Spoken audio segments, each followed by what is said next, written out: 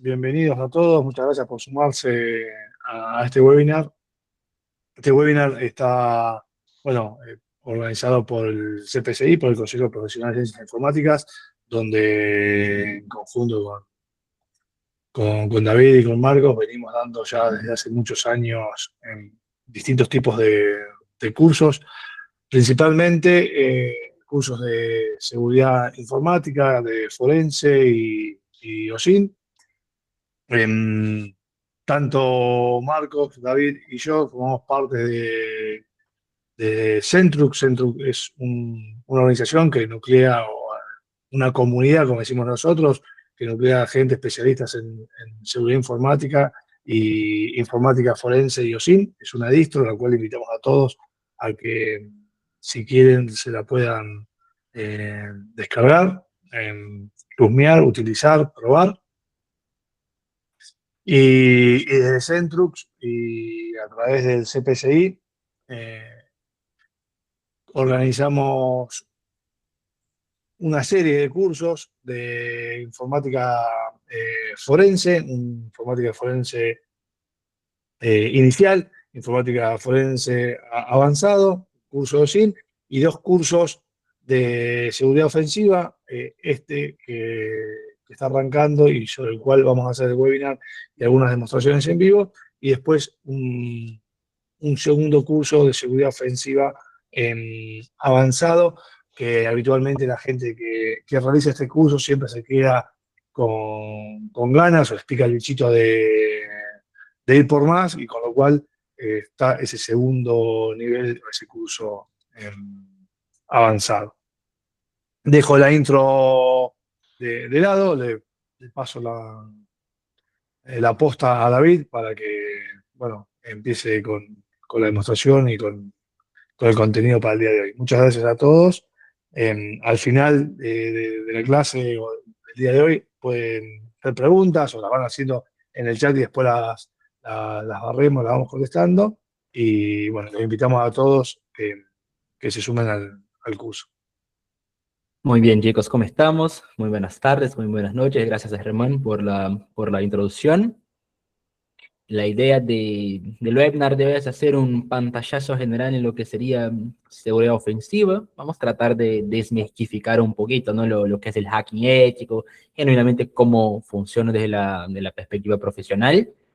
Me presento rapidito para los que no me conocen. Mi nombre es David. Tengo más de 5 años en experiencia en lo que sería seguridad ofensiva, en la parte de forense. Soy uno de los líderes de Centrux. Les dejé por acá en el chat el link para que puedan chusmear la web.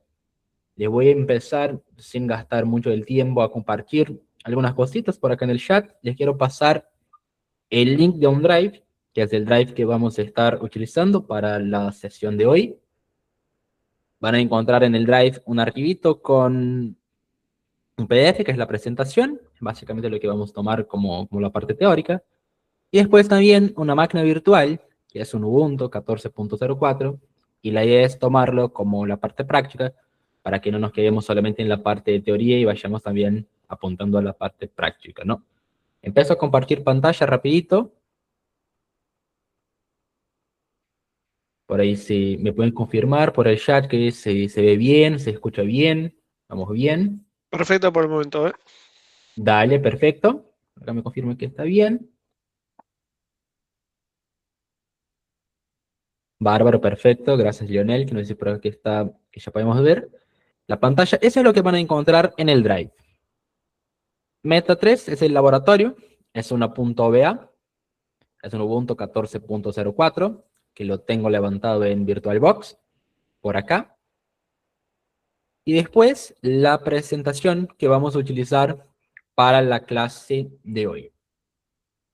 La idea del webinar es que no vamos a entrar tan en detalle en todas las fases, obviamente, para todo lo que vamos a ver exige horas de formación y de estudio para cada una de las fases que vamos a estar tratando de entender: el reconocimiento pasivo, el reconocimiento activo, la parte de acceso inicial, post-explotación, y obviamente todo eso va a corroborar en la generación de un reporte ejecutivo y un reporte técnico, pero va a ser suficiente para que cubramos en gran parte cuáles son los fundamentos de un pentesting.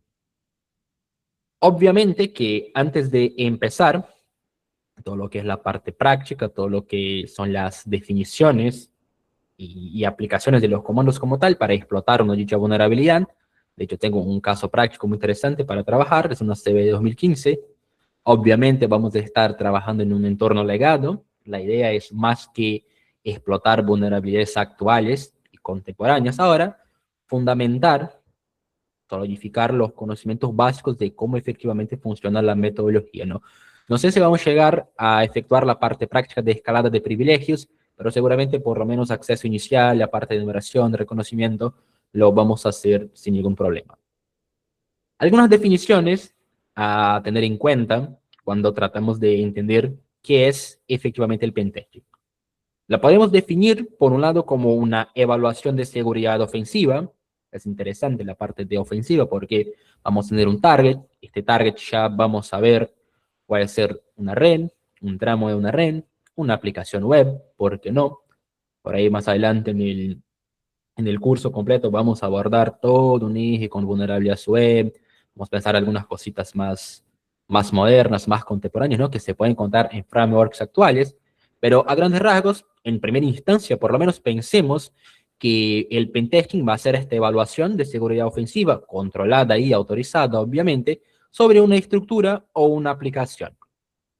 Algunas cosas que tengo que tener en cuenta cuando trato de definir el pentesting, y en primera instancia es obviamente entender qué no es un pentesting, qué no es un escaneo automatizado de vulnerabilidades. El pentesting como tal implica en la actuación de un ser humano, de un analista, por detrás de la pantalla. Obviamente, un escaneo automatizado para generar un reporte, tengo un montón de herramientas que se puede realizar. ¿No? Tengo OpenFONS, Nexus, le paso un target, un tramo de red, y me va a descubrir todo un reporte bien detallado de todas las posibles brechas, de toda la superficie de ataque. Bueno, eso no es un pentesting. Eso en todo caso puede ser un escaneo de vulnerabilidades, que ya es otra cosita aparte, después se puede definir y analizar. Algo que tenemos que llevar en consideración cuando pensamos en el pentesting, y más allá del pentesting, cuando pensamos en la seguridad ofensiva como tal, es lo que se conoce como simulación de adversarios. Y este tema de la simulación de adversarios por ahí capaz ya se encaja un poquito más en lo que sería el red team como tal, pero básicamente la idea es que uno cuando actúa en el rol de un auditor tiene que pensar, y valga la redundancia del uso de la palabra, actúa como un atacante real. Para eso tenemos algunas herramientas, algunos frameworks, como por ejemplo Mitre Attack, que después, más adelante, vamos a ver, obviamente, todo lo que voy a citar acá no vamos a llegar a ver en detalle, ¿no? La idea, obviamente, y ojalá apoyara que queramos ver todos los términos y estudiarlos en detalle, pero por ahora lo vamos a ir pasando por encima. Y este framework Mitre Attack lo que nos posibilita es catalogar las TTPs, o tácticas, técnicas y procedimientos de lo que se conoce como las APTs, las amenazas persistentes avanzadas. Y la idea de la simulación de adversario, en este caso, sería más o menos lo siguiente. Yo tengo una organización y tengo que realizar una auditoría de seguridad ofensiva en esta organización. Lo primero que tengo que definir es qué APT o qué grupos, ya sea ciberespionaje, o la amenaza cualquiera que esté del otro lado tendría dicha organización como target. Pongamos un ejemplo, APT-28 o APT-29, que son grupos de ciberespionaje industrial muy conocidos. Una vez que yo tengo catalogado la posible APT que tendría mi organización como target, o en todo caso la organización que estoy tratando de realizar una auditoría de seguridad ofensiva, yo lo que hago es una simulación siguiendo lo que se conoce como TTPs, las técnicas, tácticas y procedimientos que tomaría esta APT en el caso de que fuera a tratar de comprometer la organización que estoy auditando, ¿no?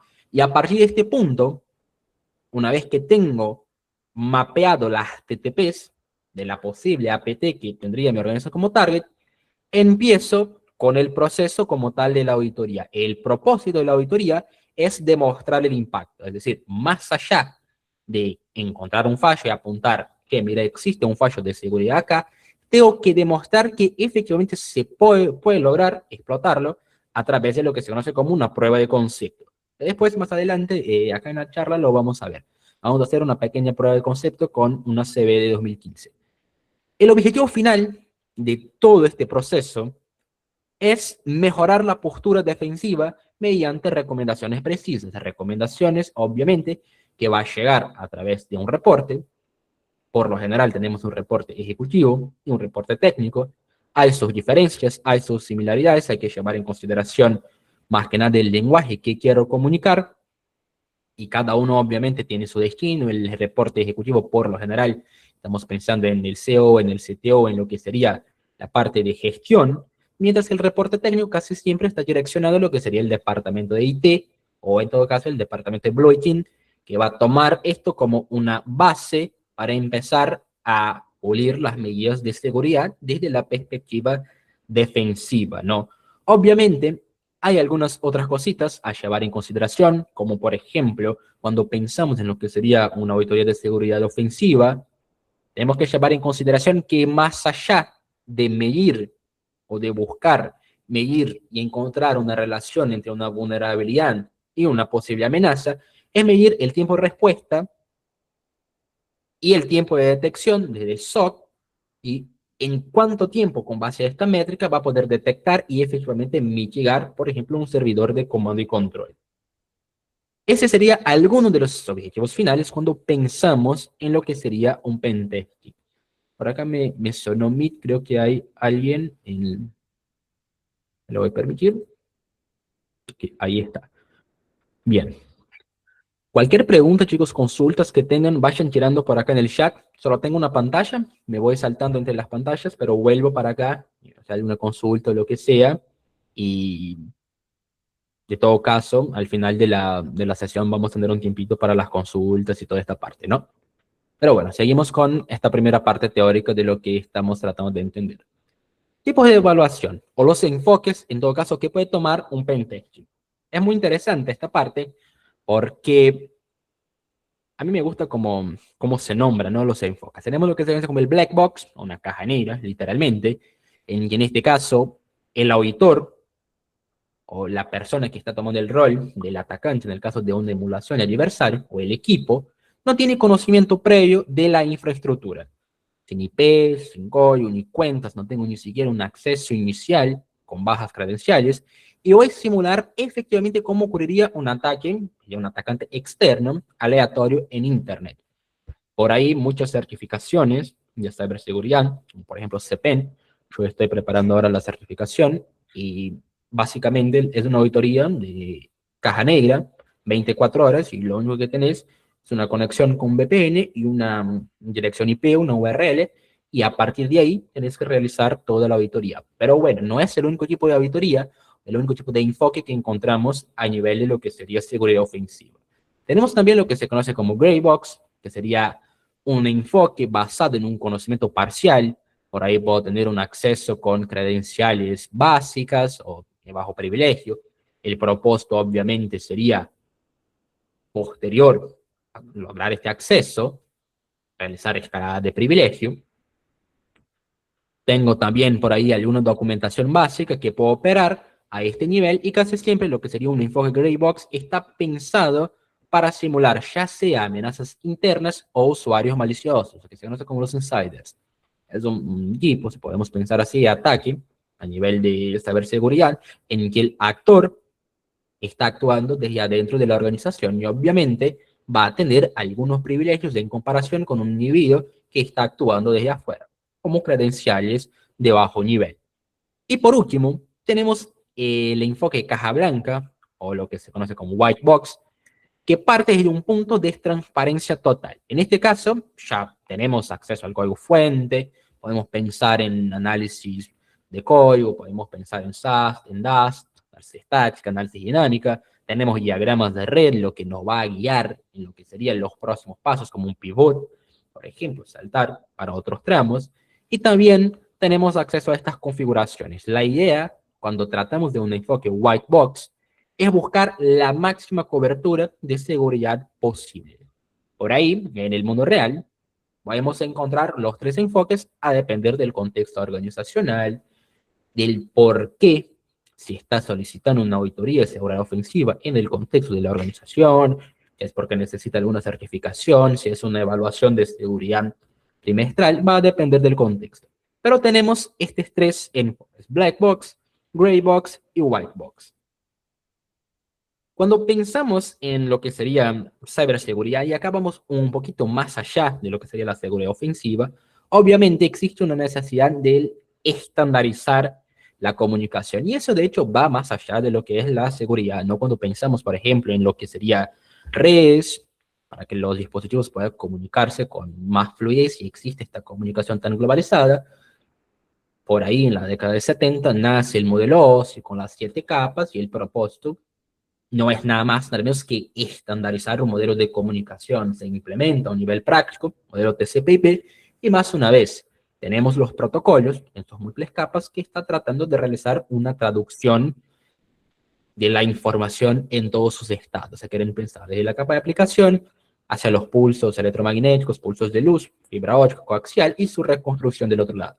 Bueno, si agarramos esta metáfora y arrastramos para el mundo de la ciberseguridad, y más específicamente lo que sería la seguridad ofensiva, lo que buscamos para que efectivamente pueda garantizar una repetibilidad, un método científico, se quiere pensar así, protección legal y operacional y una cobertura exhaustiva del proceso que estoy realizando, nacen las metodologías o los estándares de auditoría profesional. Acá, entre comillas, tenemos una frase o un consenso en la industria de ciberseguridad, se quiere pensar así, que básicamente dice que un pentest sin una metodología formal, ahora vamos a ver qué metodologías podemos encontrar. Les voy a compartir en el Drive que les estuve mostrando un archivito, un PDF de una de las metodologías de código abierto, y después para la sesión vamos a charlar de la metodología capaz más utilizada, que es la PTS, pero ahora ya la veremos. Pero ¿qué dice? Un pentest sin una metodología formal no es una auditoría profesional, es simplemente una acción o un hackeo caótico. ¿Por qué? Porque obviamente si no lo puedo seguir una metodología, no va a ser posible tener una capacidad de repetibilidad. Es decir, yo hago una prueba de penetración en una red y yo tengo mi documentación, mi informe que che, mira, yo encontré eso, eso y eso. Ahora bien, ese Pepito que está del otro lado, o, por ejemplo, un auditor interno de la organización quiere realizar el mismo proceso, necesita obligatoriamente tener la misma ruta que yo seguí. La forma de estandarizar todo eso es tomar como referencia algunos marcos globales. Nosotros tenemos dos pilares en la industria que lo vamos a tomar en consideración. El primero, y es lo con lo cual nos vamos a guiar para la primera parte de webinar, es la PTS, o lo que sería el estándar de ejecución de un testeo de seguridad, el estándar más conocido. Por acá yo tengo la web abierta. Lo que es esta le voy a compartir por acá en el link, en el chat, para que puedan chusmear. Y también tenemos a este mismo nivel, ¿no? De lo que serían los estándares globales, OSTEM, que es un manual abierto de metodologías de pruebas de seguridad. En este caso está enfocado en métricas. Después charlamos de qué efectivamente son estas métricas, cómo tomarlas, y todo, digamos, el proceso de la contaduría, ¿no? Tenemos también NIST SP800-115, que es una guía técnica del gobierno de Estados Unidos, que es muy utilizado. Respecto al manual abierto de metodologías de prueba de penetración, tenemos un PDF, 213 páginas, que trata de estructurar, se quieren pensar así, la metodología bajo un marco open source. Tenemos acá la documentación que yo les voy a compartir en el mismo Drive, que les compartí el link por acá, si quieren chusmear un poquito más y entender en detalle cómo funciona el proceso. Obviamente todo eso tiene que estar anclado de algún modo con la parte práctica.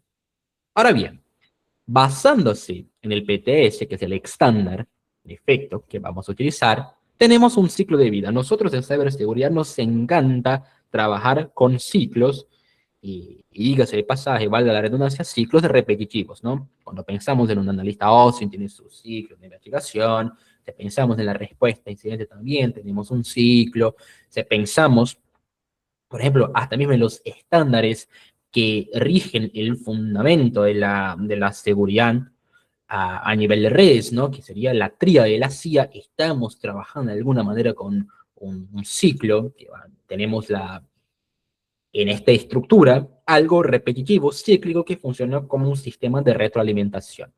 Y eso, bueno, sigue en, digamos, cualquier ecosistema a nivel de ciberseguridad. Acá, con seguridad ofensiva, más específicamente con el pentesting como tal, no sería distinto. Basándose en esta metodología que es el PTS, nosotros tenemos un ciclo de vida que va desde lo que sería el alcance ilegales, o los contratos, el NDA, el ROI, que me dice hasta dónde puedo ir, y eso es muy importante, sobre todo la primera fase, el pre-engagement, que sería básicamente lo que va a separar una acción legal de una acción ilegal en el contexto organizacional, hasta el reporting, que sería la documentación, que va a listar una prueba de concepto con el impacto efectivo de las posibles vulnerabilidades y las recomendaciones para mitigarla. Obviamente, en este proceso lo realizamos con el objetivo último de generar un reporte que explique cómo resolver el problema. Pero a grandes rasgos vamos a tener lo siguiente. Nosotros tenemos el pre-engagement, que sería la parte legales, las reglas. Vamos a firmar qué efectivamente vamos a poder probar, qué vamos a auditar. Tenemos una segunda fase que se conoce como el reconocimiento. Eso obviamente lo puede encontrar con una u otra estructura similar, pero distinta a depender de la metodología que están tomando como referencia, o hasta mismo si es una estructura genérica, ¿no? Nosotros nos estamos basando en lo que sería el PTS. A nivel de reconocimiento, que sería la segunda fase, tenemos el reconocimiento pasivo como tal, sin interacción con el target, el OSINT y la recolección de inteligencia, que me va a permitir de alguna manera estructurar un mapa de la superficie de ataque. Tengo una tercera fase, según el PTS, que sería el escaneo y enumeración. Podemos acá pensar ya en un contexto de lo que sería un reconocimiento activo, como tal, Nmap, base a la herramienta que más brilla por acá, Ghoster, ya lo vamos a ver, cómo trabajar con estas herramientas. Una fase de explotación con el compromiso activo, obtención del acceso inicial, probablemente en la sesión de hoy lleguemos hasta el acceso inicial. A nivel del acceso inicial, y una vez que tengo el acceso, yo puedo pensar en una subcategoría que se conoce como metodologías de postexplotación, la escalada de privilegio, el pivot como tal, la exfiltración de información, la persistencia, a depender del contexto que estamos trabajando, y por último, obviamente, este proceso tiene que conllevar a la generación de una documentación con los impactos, la remediación y las pruebas de concepto, ¿no? Dicho eso, y dada esta estructura, como tenemos poquito tiempo, vamos a avanzar para las fases y vamos a empezar a vincular eso con la parte práctica. La fase 1 y la fase 2 están centradas en lo que sería la obtención de información y lo que sería, en todo caso, la fase legal. La fase legal se va a definir las direcciones IPs que se puede atacar, se va a definir qué URLs efectivamente, qué servidores son o no targets, va a definir si se permite o no, por ejemplo, una ingeniería social, una campaña de phishing o una denegación de servicio. Si pensamos en denegación de servicio, obviamente tenemos que pensar en sistemas que por ahí casi nunca van a estar en producción, todas las ventanas de mantenimiento que yo voy a tener permitido. Por otro lado, a nivel de lo que sería la fase 2, esta interacción en primera instancia pasiva va a determinar la superficie de ataque. Como yo les comenté, me gusta usar la metáfora que voy a dibujar el mapa de que efectivamente puedo atacar. Tengo dos puntos a que pensar así en lo que sería el reconocimiento en lo que sería el marco del PTS, lo que se conoce como el reconocimiento pasivo, en que no se interactúa con el cliente directamente, OSINT, con Shodan, Hobbies, una interacción externa, búsquedas de redes sociales, Google Docs, análisis de metadatos, y por otro lado, una acción de reconocimiento que se conoce como el reconocimiento activo. En este caso, sí existe una interacción directa con lo que sería el target. Es importante tener esto en cuenta porque existe un montón de métodos, si quieren pensar así, de evasión y para reducir el ruido una vez que yo empiezo a interactuar con el target.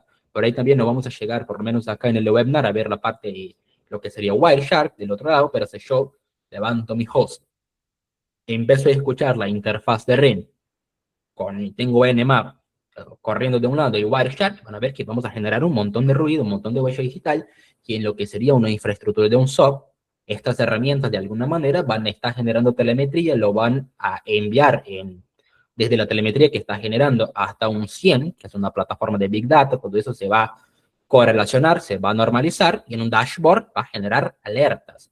Existe un montón de métodos a nivel de seguridad ofensiva para reducir la huella digital y el ruido. Por ejemplo, los escaneos SYN, con la flag "-SS", en que no se complete el apretón de 3 manos, con la parte del protocolo TCP. Entonces son cositas un poquito más avanzadas que por ahí no nos queda tiempo para entender. Pero a grandes rasgos, entendan que bajo lo que sería un reconocimiento activo, yo estoy interactuando y obviamente generando ruido del otro lado, así que hay que tomar algunas precauciones, ¿no? Puedo pensar en fuzing web, barrios de DNS, entre otros. A nivel de reconocimiento activo, algo en particular que me gustaría que veamos en esta sesión es lo que se conoce como el fuzing, ya que muchas de las vulnerabilidades críticas en los endpoints de las APIs, en paneles expuestos, backups que por ahí están olvidados, y muchas de las veces no están catalogados a nivel de lo que sería auditoría, ¿no? No están inventariados, lo que se llama como Shadow IT, se puede encontrar fuseando estas rutas en los servidores web. De hecho, algo a tener en cuenta, sobre todo actualmente, es que una de las superficies de ataque más amplias es la web, ¿no? Casi todos los vectores de entrada van a partir de ahí, a menos que estemos tratando de una infraestructura on-premise con directorio activo, estaciones de trabajo y algo por el estilo. Ahora bien, existen muchas herramientas para realizar fuzing. Tengo GoBuster, GearBuster, FUF, entre otros. Nosotros vamos a probar ahora algunas.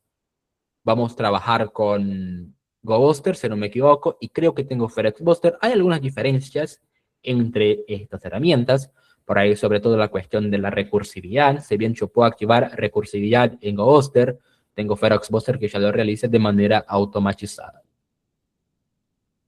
Ahora bien, yo les dije que el fuzzing con estas herramientas tiene como propósito listar o de alguna manera encontrarse, quieren pensar así, a través de un proceso hasta el momento oculto, misterioso, magia, estas rutas de servidores web. Lo que efectivamente está por detrás de este mecanismo es lo que se conoce como warnings. Y por ahí puede ser que para los que ya tienen algún conocimiento de seguridad, de ciberseguridad, van a decir, bueno, es un concepto muy fundamental, pero es muy importante entender porque con base a eso se entiende el funcionamiento de la herramienta como tal.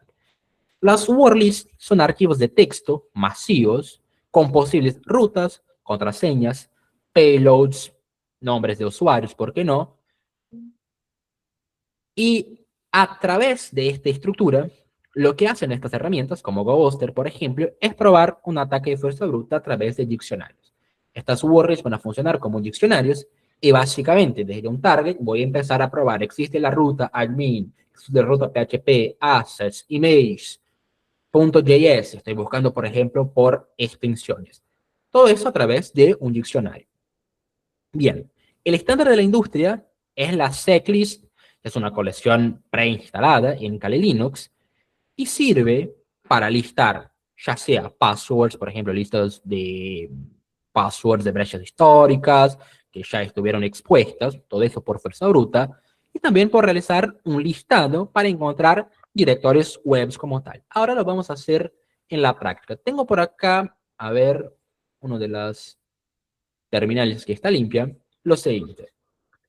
Me voy a ubicar en el directorio user, char, checklist, y acá lo que vamos a encontrar con ls-la puedo listar todos los archivos, lo que serían los directorios de checklist, que es esta lista tan conocida, ¿no? Yo estoy trabajando con Parrot, es mi setup principal, por lo que no tenía checklist instalada, pero en Kali ya lo viene por defecto, lo pueden descargar directamente del GitHub, después si les interesa les facilito el link de alguna manera. Ahora bien, fíjense que acá adentro yo tengo algunas cositas. A ver si no hay alguien en la sala de espera. Bien. Tengo algunas cositas acá que puedo chusmear más en detalle. Fíjense que por acá tengo lo que sería un directorio para Discovery, el reconocimiento como tal, para el fuzzing, nos metemos acá en el directorio de fuzzing, Y con ls, fíjense que tengo un montón de archivitos .txt, por ejemplo, para los top 100 dominios de correo electrónico, para extensiones. Tengo por acá una lista comprimida de Fuzzing. Tengo acá Fuzzing para LDAP, que para los que no saben es un protocolo para listar e interactuar con los dominios del directorio activo. ¿Qué más tengo por acá? Tengo una carpetita dedicada a passwords, donde ls puedo listar. Fíjense que tengo por acá para hash de contraseña en PHP, credenciales comunes. Acá otro archivito con, bueno, más contraseñas. Podemos abrir alguno. Vamos, por ejemplo, para corporatepasswords.txt. Voy a hacer con un cat. Le digo que sí. Y fíjense que ahí voy a tener toda la word list. Básicamente, un ataque de fuerza bruta, en esencia un ataque diccionario, funciona probando todas estas combinaciones, ¿no? Fíjense que yo tengo por acá, ya ingresando en lo que sería la parte práctica, una máquina virtual levantada. Es un Ubuntu 14.04. Voy a hacer clic en mostrar. Y tengo una dirección IP asignada a la interfase TH0. Acá la de TH0, 192.168.50.20/24. Y no vamos a necesitar revelar mucho más información que eso por ahora. Ahora bien, mi máquina target se puede comunicar con mi máquina host. La voy a tomar como la base para empezar la auditoría. Tengo algunas interfaces por acá. Tengo mi interfaz con salida a internet, con un rango de IP que no coincide con el rango de IP de la máquina target, el 168.07. Pero fíjense que por acá tengo una interfaz de VirtualBox y esta dirección IP sí está en el mismo rango, 192.168.50.1. Lo que implica decir que desde acá, si por ejemplo envío un ping a 192.168.50.20, que es la dirección IP de mi máquina target, ella me va a contestar. Es del principio básico de interacción. Estoy enviando a través del protocolo de CMP un echo request y estoy recibiendo un echo reply. Con eso ya puedo tener algunas informaciones, como por ejemplo el TTL, el time to life, que es característico dependiente del sistema operativo. Un TTL64 se trata de Linux, un TTL128 se trata de Windows. Pero lo importante acá a tener en consideración es que existe una comunicación con el otro dispositivo. Ahora bien, una forma de probar el fuzzing a nivel de web sería de la siguiente manera. Voy a utilizar la herramienta GoBuster. La voy a llamar acá con su nombre. De hecho, la vamos a probar con un sudo para un superusuario. Y vamos a utilizar algunos parámetros. El parámetro dir-u para especificar una URL. http:// 192.168.50.20. Uno puede preguntar, ¿y por qué pones la dirección IP y no una URL si es una U de URL? A nivel interno, nosotros sabemos que desde capa 3 hasta lo que sería capa 7 existe un protocolo o un sistema, en todo caso, de protocolo DNS que realiza esta traducción desde dirección IP hacia URL. Así que no hay ningún problema en referenciar acá vía protocolo HTTP una dirección IP. -w para wordlist y vamos a pasar user, char, checklist y vamos a ver si existe alguna wordlist interesante acá que podamos utilizar. Tengo para fuzzing, password, payloads. Vamos a ver acá en fuzzing si hay algo interesante. Con ls puedo listar los archivitos que tengo por acá. A ver si hay algo interesante para extensiones. Core protocols. Bien, si no podemos ver capaz en Discovery, a ver si existe algo interesante por acá. Infraestructura, variables, web content, me parece interesante como estoy trabajando con HTTP, protocolo de capa 7. A ver si encontramos algo por acá en web content. Fíjense que acá tengo algunos archivitos que me sirvan. Tengo acá Raft Million Words, extensiones web, scan de vulnerabilidad. Tengo muchas wordlists que puedo probar directamente, ¿no? Fíjense que tengo acá para lo que sería el directorio activo, una lista pequeña, en todo caso. Tengo para hacer minería de parámetros con Bootsuite. Y fíjense acá una wordlist interesante. Directorios comunes.txt. Estoy haciendo un fusion de directorio, por lo que tiene sentido utilizarla, ¿no? Voy a copiar y le voy a pasar por acá. Entonces tengo lo siguiente. GoBooster, una dirección, menos W, le paso la wordlist que quiero probar. Y bueno, le voy a decir que sí. Me va a pedir la contraseña. Le tengo que brindar la contraseña. Puede ser que no lo puse bien. Obviamente lo pasé sin hacer referencia al directorio. Discovery. Y desde Discovery estoy en Web Content. Bien. Vamos a poner por acá. Web Content. Y ahora sí. Common Directors.txt. Bien, fíjense que corrió el fusing, pero no me encontró efectivamente ningún directorio. Y yo estuve probando con lo que era la lista pequeña.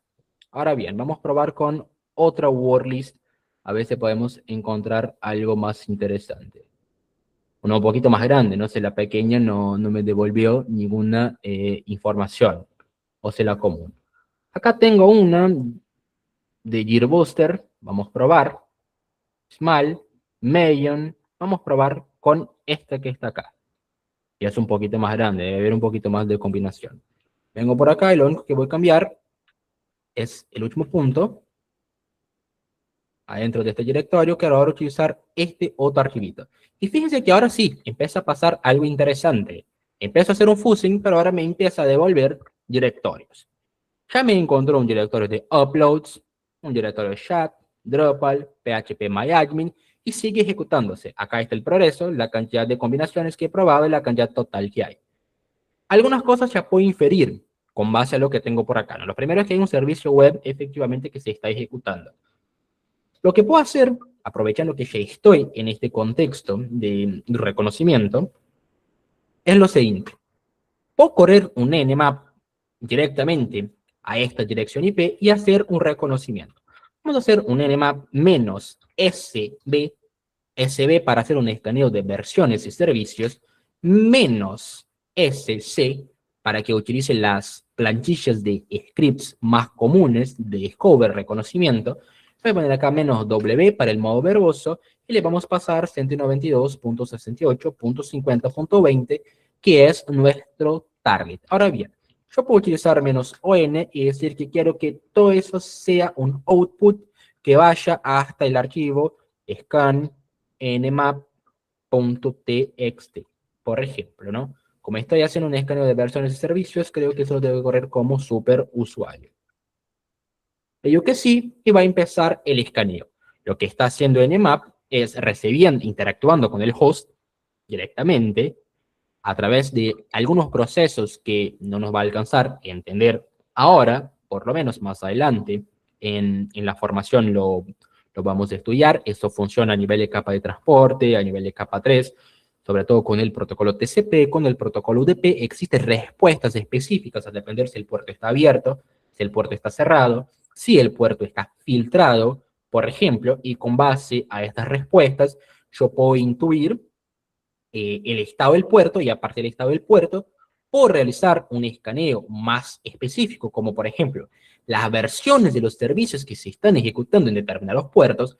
Yo intuyo con base en lo que tengo por acá, que mi lista de directorios que hay, puerto 8080, puerto 443 por ahí que se está ejecutando, un servicio web con un servidor, y me va a listar o me devolver esta información. Efectivamente, se termina el escaneo con nmap por acá y fíjense que tengo unas cositas interesantes. Puerto, estado, servicio y una versión. Y esto acá es oro para lo que sería un pentesting. Porque ¿qué pasa? Muchas de las vulnerabilidades, lo que más adelante vamos a ver que se cataloga como una CVE, están vinculadas con un servicio y una versión específica. De hecho, para eso existe el parcheo. Por ejemplo, tengo acá, es un sistema legado, estamos trabajando con lo que sería un Ubuntu 14.04. La idea es entender la metodología en primera instancia y después escalar para sistemas más complejos, ¿no? Tengo puerto 21 abierto servicio FTP, tengo por acá la respuesta, fíjense que me devolvió un SYN ACK, es una de las estructuras del apretón de tres manos, el cliente envía un SYN, recibe un SYN ACK, y ahí, a depender del equipo de escaneo, puede enviar un RCT para cortar la conexión y no generar tantos logs.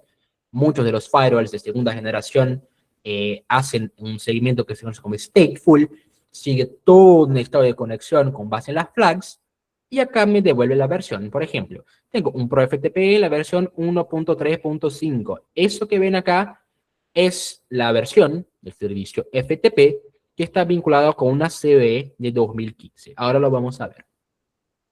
Pero fíjense que por acá tengo otras cositas. Tengo puerto 80, TCP abierto, HTTP, el servicio, y tengo un Apache 2.4.7. Confirmamos que efectivamente existe un servicio web, vemos acá que es un servidor Apache, en el puerto 80. Lo que implica decir que si yo vengo por acá en 192.168.50.20 y le doy Enter, efectivamente hay un servicio y voy a poder acceder a esta información. Por ejemplo, acá puedo pinchar y fíjense que voy a tener una web con algunos campos, algunas cositas que puedo interactuar. A partir de acá, por ejemplo, yo puedo trabajar con un fuzzing de alguna manera recursivo, si quieren pensar. Por ejemplo, acá le he tirado el escaneo directamente a lo que es el host. Pero, por ejemplo, yo descubrí que hay un directorio con un servicio de Dropbox. Entonces, le puedo decir, ¿por qué no?, que enfoque ahora el escaneo hacia este directorio. Estoy aplicando una recursividad de manera manual. Después a una flag -R, que lo puedo meter directamente al final en alguna de la ubicación de lo que sería la query como tal, y lo voy a aplicar de manera recursiva. Fíjense que acá ya tengo scripts, módulos, sites, includes, profiles, temps, tengo un montón de otros directorios que es superficie de ataque. El propósito del proceso es identificar superficie de ataque. O sea, el lugar donde vamos a tratar de lograr un acceso inicial. ¿Qué más me devuelve por acá? Me devuelve información. Tengo puerto 3000 cerrado. Tengo puerto 3306 abierto con MySQL. Por acá uno autorizado. 8080, HTTP. También. Me devuelve información de los scripts que se ejecutaron. La cuenta que fue utilizada. Acá está el NSE, que es Nmap Script Engine. Temitas más avanzados de Nmap, y existen muchos scripts. Por ejemplo, a nivel de demostración, ¿no? Porque ya vamos para la parte de acceso inicial, que ya volvió el tiempo. Se me dejan, hablo demasiado, me quedo 3 horas hablando. Puedo hacer por acá un menos script, por ejemplo, igual a bool, y voy a correr el script de Nmap que está centrado en buscar vulnerabilidades. Existen clases de scripts. Los scripts de Nmap están escritos en un lenguaje de programación, Lua, un lenguaje de programación brasilera, es de mi tierra, y en primera instancia fue desarrollada para videojuegos por una cuestión de tensión con lo que eran las Big Techs en Estados Unidos, tiene todo un lore por detrás, pero el tema es que nos permite trabajar con scripts de Nmap, ya sea los scripts prearmados o también personalizar un script. Eso va a tardar un poquito, va por acá en 74%, bueno, tal vez no tarde tanto, y cuando se termine va a realizar un escaneo integral de las posibles vulnerabilidades y vincularlo con una CVE. Es decir, son vulnerabilidades N de ellas, por ahí no va a encontrar una zero de ellas, una vulnerabilidad que yo necesito que ya esté catalogada. Por ejemplo, voy a buscar por acá CVEs y acá Profe, hola, ¿qué tal? buenas noches. Te hago una pregunta, porque justo que estaba viendo el root en el tema del terminal decía Parrot. ¿Qué estás usando, Parrot o estás usando Kali Linux? Eso me No. confundió. No, en este momento, en este caso, yo estoy utilizando Parrot, que es mi setup principal. Lo tengo es Parrot, la versión Home, no es la versión Security. Estuve instalando las herramientas de manera manual. Tengo Kali por acá, pero por cuestión de facilidad preferí levantar el laboratorio directamente de Parrot. Está mejor no para pen testing, Parrot. No sé si está mejor para el pentesting como tal. Yo lo utilizo como mi host principal. Por ahí tengo acá mi Kali. instalado en la máquina virtual, lo tengo en el pendrive también, pero Parrot es una muy buena opción, me gusta bastante, es liviano y es linda la interfaz, es muy bien optimizado. Ah, está, gracias. No, por favor. Bien, ¿qué más tenemos por acá? Este está corriendo el escaneo, bueno, 28%. Tengo el fuzzing, tengo reconocimiento por acá, reconocimiento activo. Este está generando huella, es importante decir. Por ejemplo, si vengo por acá y levanto Wireshark, a ver si lo puedo escuchar. Y creo que estábamos en, no me acuerdo la interfaz. Acá está VirtualBox. Le digo que sí. Fíjense que eso va a generar ruido.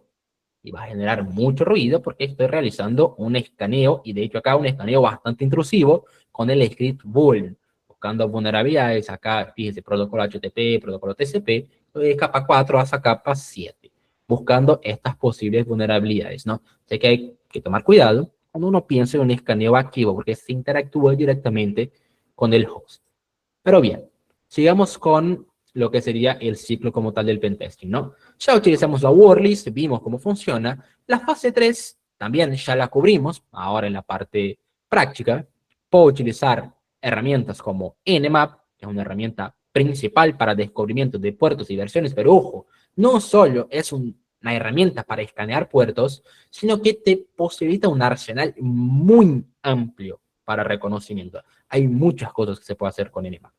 En este caso, el objetivo es encontrar estos servicios desactualizados o, en todo caso, mal configurados para posteriormente lograr un acceso inicial. Algo interesante que encontramos en nuestro escaneo, que yo les mostré, es el servicio FTP en su versión 1.3.5. Muy interesante porque en este caso específico, esta versión del servicio FTP está vinculada con la CVE 3306 del año 2015. La notación de la CVE sería el año que fue descubierta y en, digamos, una orden incremental el número de la CVE. 1, 2, 3, 4, 3000 y 3306. En este caso, esta vulnerabilidad en particular es una vulnerabilidad que está vinculada con el módulo modcopy. Es un módulo que está estructurado en dos partes que permite copiar archivos de maneras arbitrarias. Por un lado lo puedo buscar, vamos a buscar por esta CVE, por acá, para confirmar.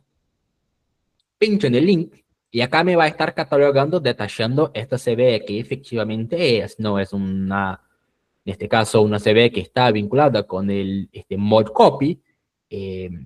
El nombre de la CVE en este caso, según el NIST, sería control de acceso inadecuado. Y lo que tengo es información respecto a esta CVE. De hecho, es interesante que según la CVSS 2.0 tiene un alto impacto. O buscar a ver en otra página que me detalle un poquito más. Esta capaz va a decir un poquito más de información de la CVE. Fíjense que tengo su descripción que permite a atacantes remotos leer y escribir un archivo arbitrario mediante los comandos sitecpfr y sitecpto, que son dos submódulos, dos partes del módulo en todo caso, que es vulnerable, ¿no? Ahora bien, esta vulnerabilidad, lo que hace, en todo caso, es que específicamente en la versión 1.3.5 no requieren autenticación. Cualquier usuario no autenticado, yo por ejemplo, puedo leer y escribir archivos en ubicaciones donde el servicio FTP tenga permisos, y es una cuestión de hardening. En primera instancia, el módulo está diseñado para copiar archivos de manera local dentro de un servidor. Ahora bien, como no existe, o a su momento en 2015 no existía un parche y no llevaba en consideración la cuestión de autenticación, posibilitaba una escritura arbitraria. Yo tengo dos puntos acá. La explotación se realizaría de manera manual de la siguiente manera. Me conecta a un puerto 21 FTP mediante Netcat, por ejemplo, que es una herramienta. No necesito, obviamente, ni usuario ni contraseña. No pido autenticación. E envío un código PHP malicioso utilizando algún comando que el servidor lo registre en un log o una variable temporaria. Por ejemplo, uso cprf, la primera parte del submódulo, para seleccionar este archivo en log temporal. Es un ejemplo. Y el próximo módulo para copiarlo a la carpeta web. Después de realizar este proceso, navego al archivo PHP a través del servidor web en el puerto 80 y ejecuto el código. Explotación manual.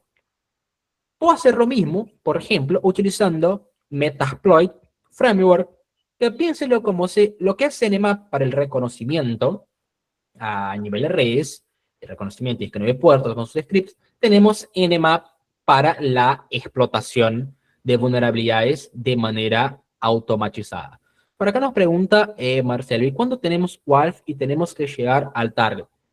Todo un tema, porque existe un montón. No te puedo contestar una sola respuesta porque es el verdadero depende. Depende de, con base en el contexto, qué mecanismo de evasión voy a utilizar. De hecho, nosotros tenemos un módulo para lo que sería evasión de firewalls web con Nmap o con estas herramientas. Depende mucho. Si estoy haciendo, por ejemplo, el ataque con, no sé, Burp Suite, por ejemplo, que ahí ya puedo manejar los headers, puedo manejar la estructura de origen para evadir la seguridad. Y de hecho es una pregunta muy interesante, Marcelo, porque partiendo desde el inicio, ¿no?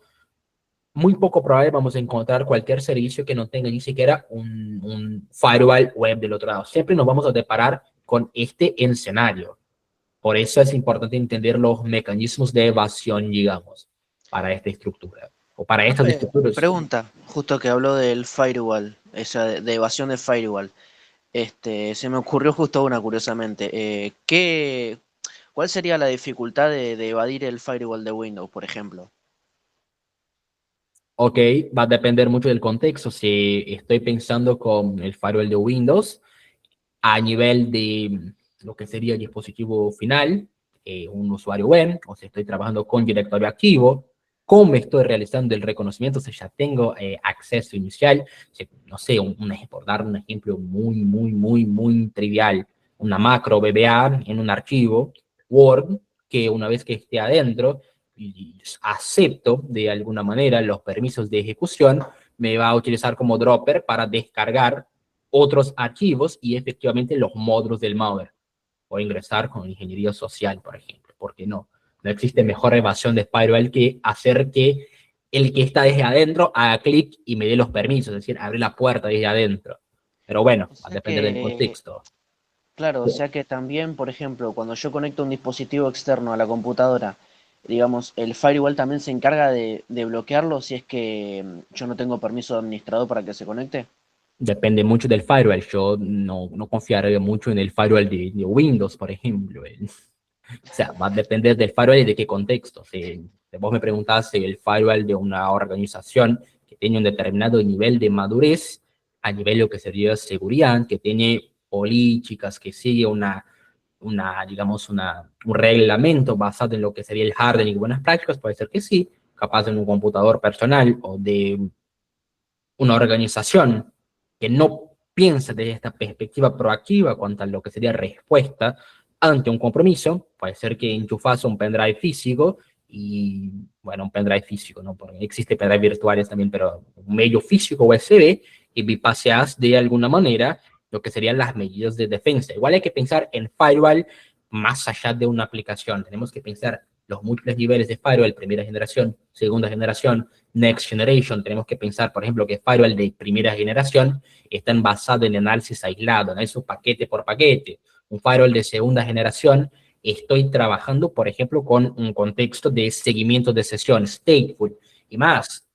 Pienso en un firewall de tercera generación, ya estoy pensando en un contexto que existe un seguimiento basado en anomalías, por ejemplo. Ya estoy casi tratando de un IPS con análisis de heurística. Depende mucho del contexto. Si es un firewall de endpoint, por ejemplo, el firewall de Windows, o si es un hardware que está evaluando todos los nodos de un determinado perímetro de la red.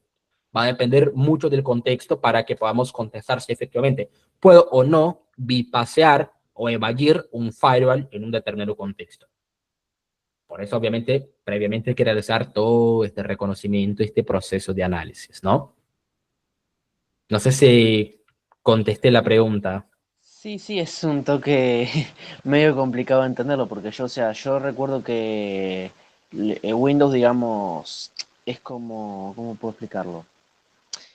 Es como muy vulnerable a los virus, ¿no? Digamos. O sea, en descargarse programas y cuando te dicen desactivar el firewall o hay tal técnica para evadir el firewall y el mismo deja entrar, digamos, cualquier cosa a la computadora y lo hace Claro. como más vulnerable al dispositivo. El tema de Windows es que, claro, justamente con lo que dices, tiene muchos falsos positivos, ¿no? Por ahí es una aplicación legítima que efectivamente querés instalar, pero por alguna manera el firewall va a saltar como loco con una regla oculta y en el corazón del código cerrado Windows y bueno, por ahí lo vas a deshabilitar y efectivamente está metiendo un malware, o en todo caso no. O sea, es muy como black box, muy caja negra, entender cómo pasa de adentro. De ahí está la importancia de siempre probar cualquier cosita en una máquina virtual antes, ¿no? Se pide permisos raros, capaz me conviene levantar una máquina Windows en mi VirtualBox, en una red interna, realizar el proceso, hago los segmentos de qué efectivamente está ocurriendo atrás, si no está generando una clave de persistencia rara, por ejemplo, y a partir de ahí tomo la acción de instalarlo no en mi máquina host. Yo igual por ahí ya abandoné Windows hace mucho. A mí me gusta mucho Linux, sobre todo por la cuestión de cómo está, digamos, fragmentado los permisos y la cuestión de gestión de seguridad, ¿no? De tráfico. O sea, digamos que es un poco más seguro que Windows. A mí me gusta pensar que sí. A mí me gusta, no sé si es más seguro, bueno, pero tengo más control. Tengo más Pasa que control. yo creo que Windows es un poco más familiar nada más. O sea, familiar, digamos, a que, ¿cómo puedo decirlo? Que, como que lo usa todo el mundo. En cambio, Linux es como, es un poco más cerrado o algo así por el estilo. No es un software como Windows. Es más como para el que lo entiende, digamos, ¿no? Si fuera capaz 10 años atrás, 15 años, yo estaría totalmente de acuerdo, porque si bien hoy Windows sigue siendo, digamos, el estándar para un usuario promedio, para la oficina, hasta mismo en escenarios on-premise con Active Directory, Windows Server, hoy por hoy Linux evolucionó mucho con las interfaces gráficas, con las nuevas implementaciones de UX, UI, y por ahí vos instalás un Mint y venís de Windows o instalás por ejemplo, no sé, un Debian con XFCE y tenés básicamente la misma interfaz. Obviamente se vas a tocar en cosas más finas y como por ejemplo los firewalls, por ahí capaz sí necesitas un poquito más de conocimiento. Pero hoy por hoy yo creo que, si bien es verdad, lo que decís, esta brecha se está achicando por todo lo que es la evolución desde el lado del diseño con los sistemas Linux. Por ello, vos Claro, agarrás que una ahora lo están interfaz haciendo más amigable, ¿no? Con eso. totalmente, vos agarrás una interfaz de Debian, el Debian 13, y es una locura de lindo que es y de fluido. O Ubuntu, por ejemplo.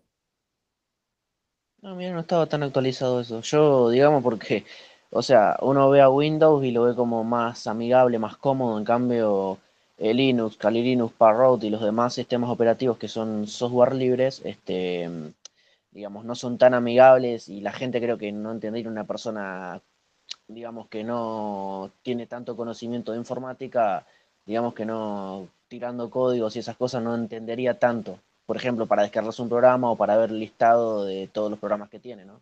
En cambio, con Windows es otra Es cosa un y es mucho doble más clic y fácil. listo, está instalado. Si vos no tenés Claro, el control, next, claro, a eso next, digo. install. Por ahí capaz no tenés ni idea de todos los permisos que estás dando, eh, pero es Sí. más fácil la interacción. Totalmente de acuerdo. Fíjense en lo que tenemos por acá.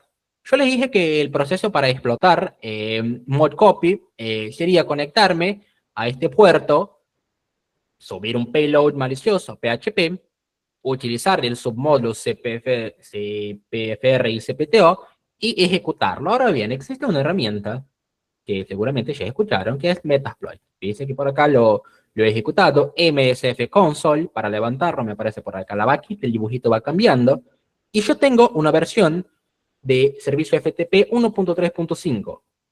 Quiero buscar si existe un exploit para explotar esta vulnerabilidad.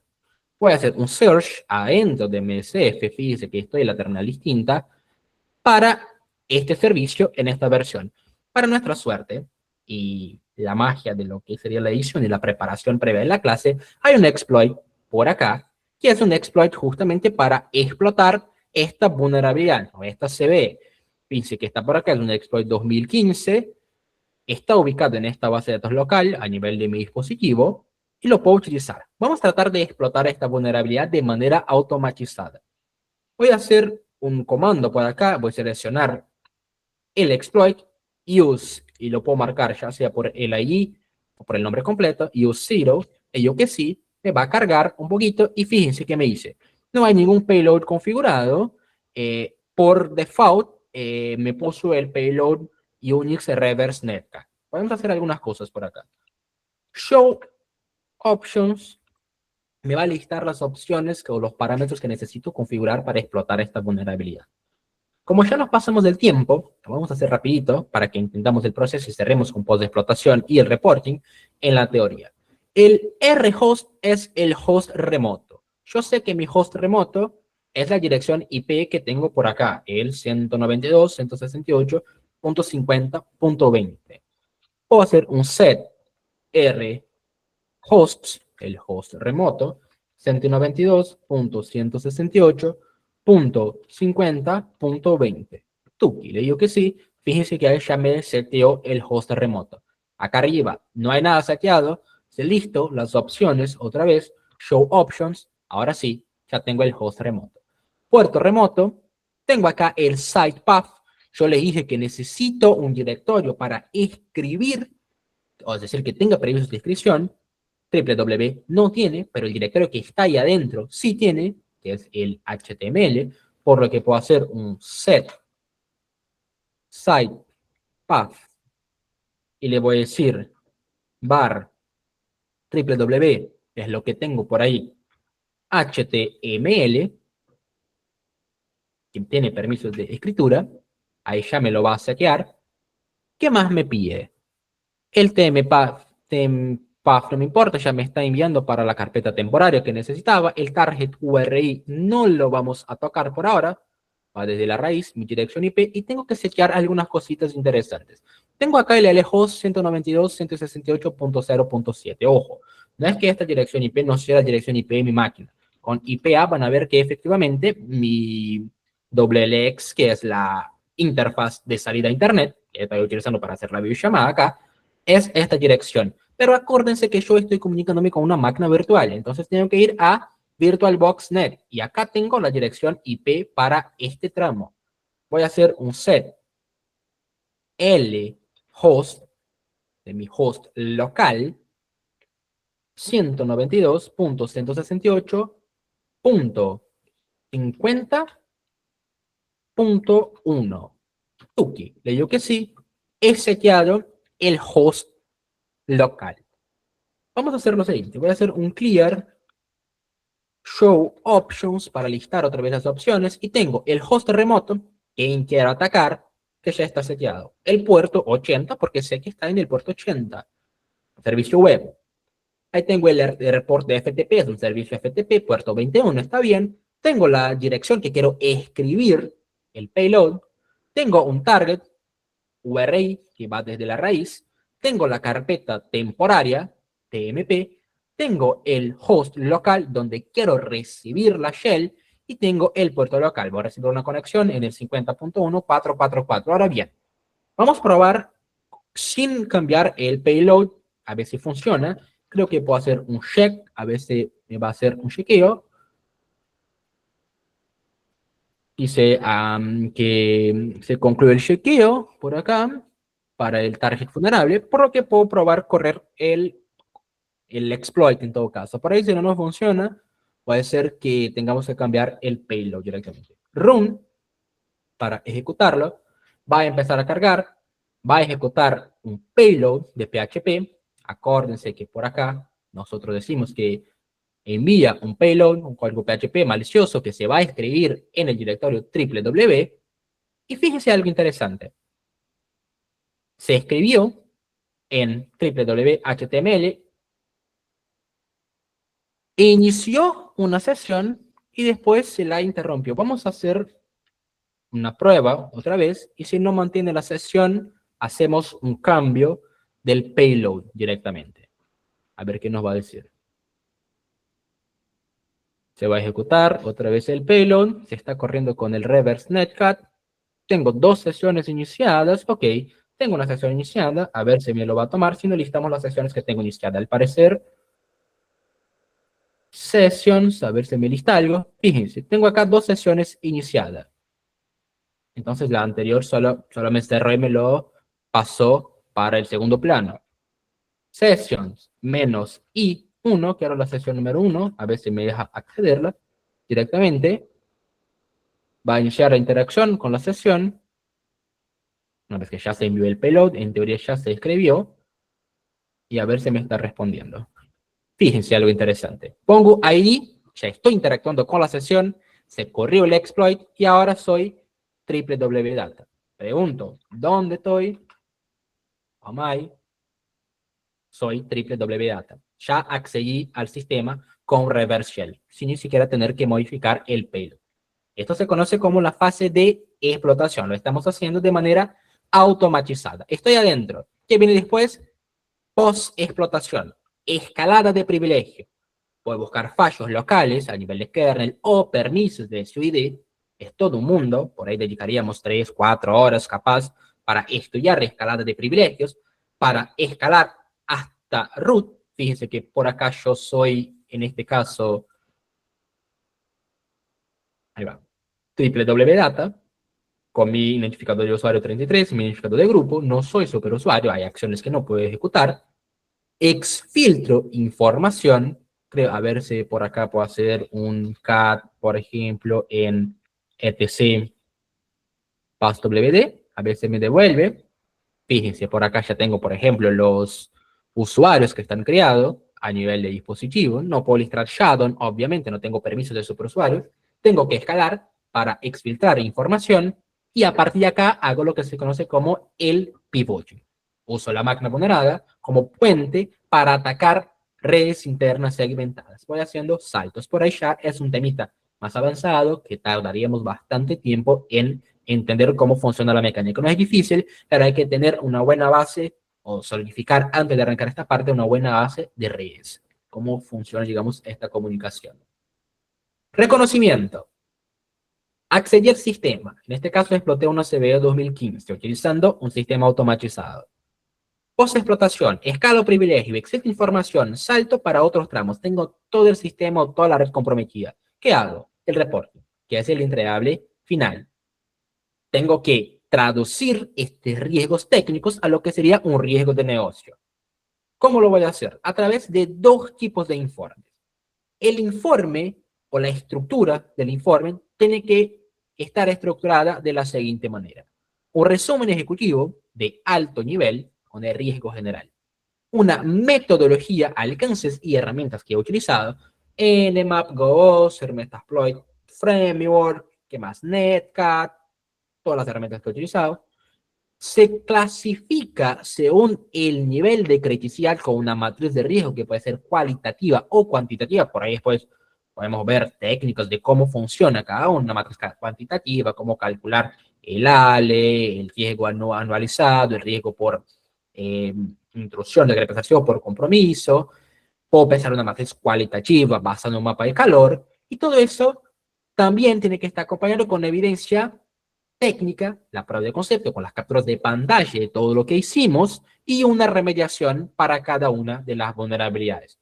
A tener en cuenta, por ejemplo, lo que sería una mala redacción de un resumen ejecutivo, ojo, porque son 2. Se explotó un mod copy en la versión 1.3.5 generando una web shell, y un montón de jerga técnica. No tenía sentido en un resumen ejecutivo. Pero puedo traducir eso a un lenguaje de negocio diciendo un atacante podría tomar el control total del servidor. Lo tengo acá, o parcial porque no escalé privilegios todavía, debido a un software desactualizado. Bueno, tengo un software desactualizado por acá.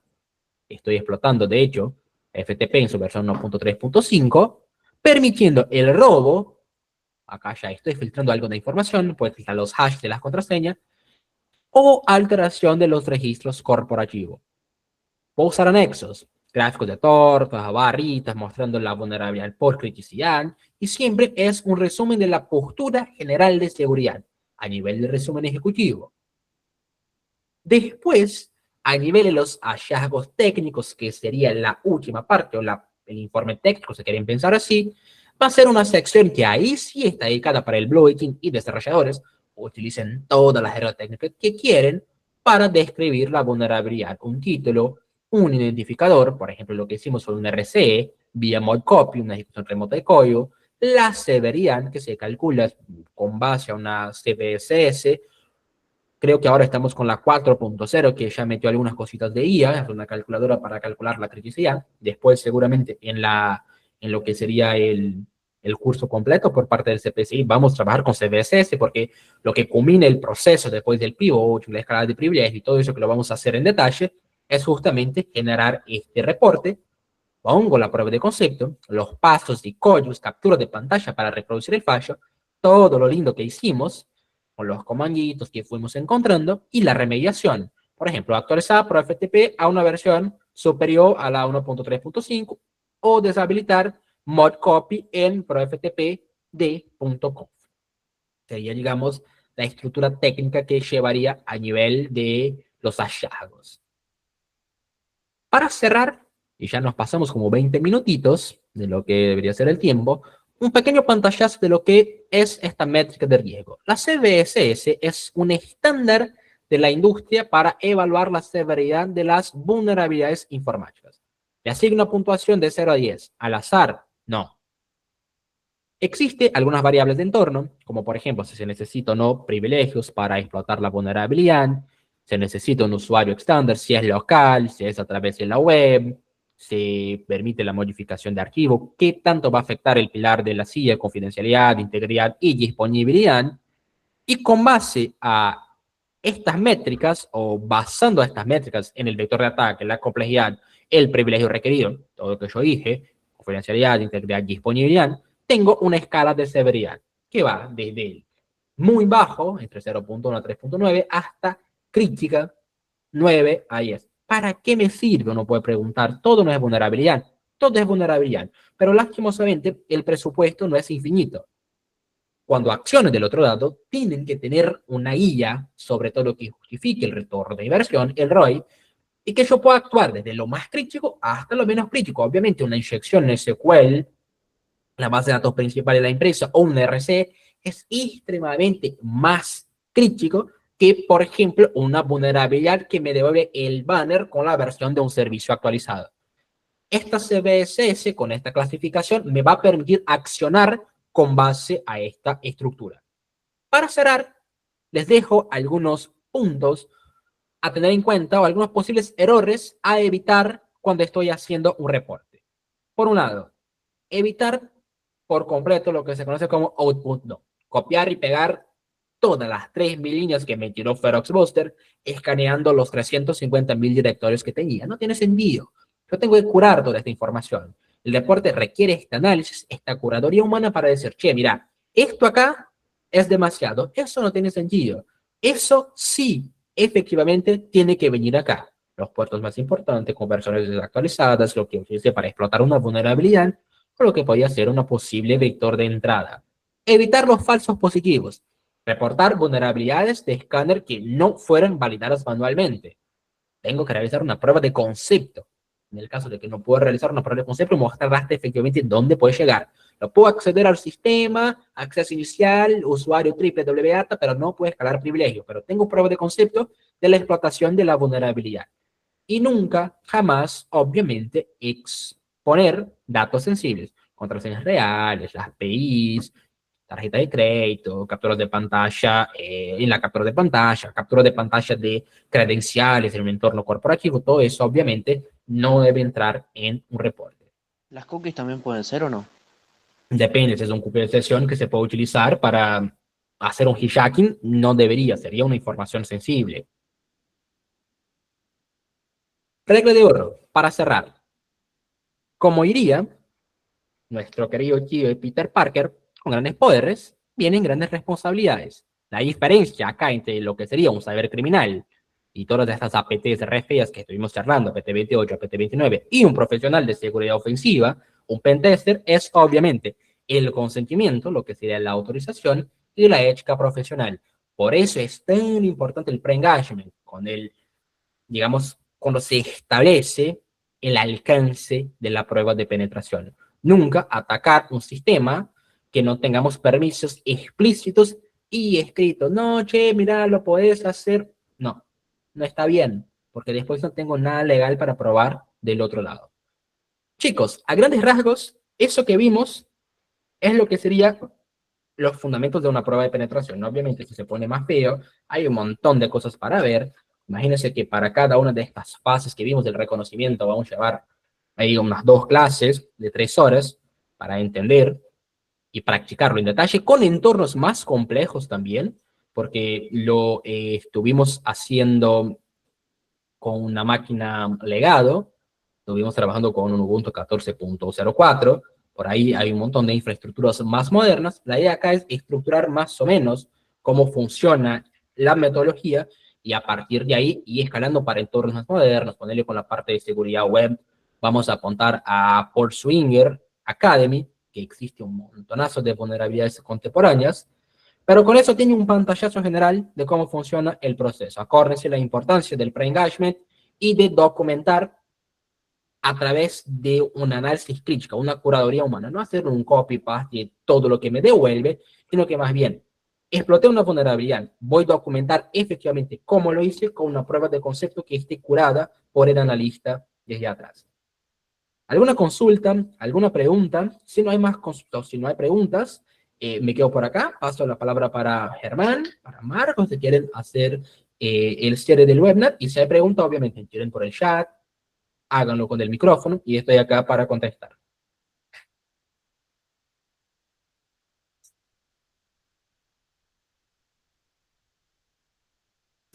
Bueno, si no hay preguntas, excelente, David, la presentación.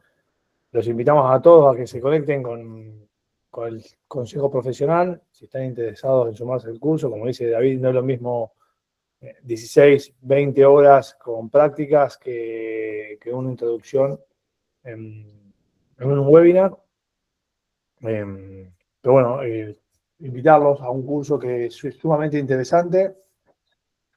Y por otro lado, recordar que, como bien decía David cuando cierra, hacer todo esto sin autorización está penado por la ley. Es decir, hay una ley penal que sanciona el mal uso de la seguridad de la información, con lo cual llevar a cabo estas actividades sin las autorizaciones explícitas o sin un contrato formal que nos permita enfrentar estas actividades en una organización nos podría comprometer penalmente a nosotros como profesionales que estamos llevando a cabo y ejecutando un penetration test.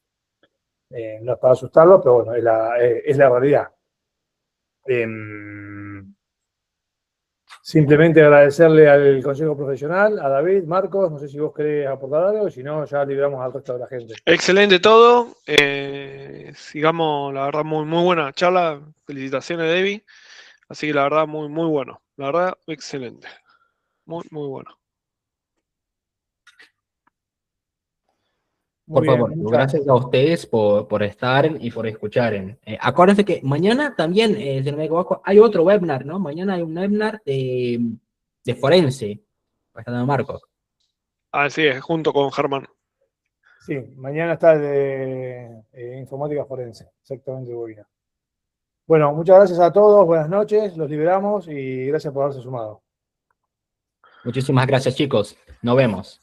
Nos vemos. Gracias, buenas noches. Luego, gracias.